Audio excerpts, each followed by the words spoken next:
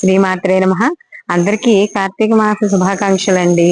కార్తీక మాసంలో మనకి క్షీరాబ్ది ద్వాదశి అని వస్తుంది, అంటే శుక్లపక్ష ద్వాదశి. దీన్నే చిలుకు ద్వాదశి కూడా అంటాం.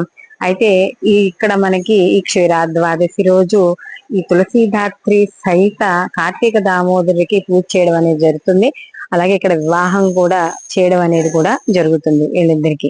అందుకనే ప్రతి ఇంట్లో కూడా ఈ తులసి కోటని, ఉసిరి చెట్టుని కూడా ఏర్పరచుకుని పూజ చేసుకుంటాం. అయితే ఇక్కడ చిన్న పొరపాటు ఏం జరుగుతోందంటే, ఇంట్లో ఉసిరి చెట్లు లేని వాళ్ళు బయట నుంచి ఉన్న ఉసిరి చెట్ల యొక్క కొమ్మల్ని విరిచేసి ఇంట్లో తులసి కోటలో నాటేసుకుని పూజ చేసుకుంటున్నారు. అది చాలా దోషం.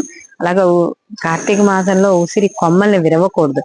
కాబట్టి బయట నర్సరీల్లో గానీ ఎక్కడైనా దొరికితే ఉసిరి యొక్క చెట్లను తీసుకొచ్చి మీ యొక్క కోటలో వేసుకొని, దాంతో పాటుగా 2 తులసి చెట్లు కూడా నాటుకుని పూజ చేసుకోండి.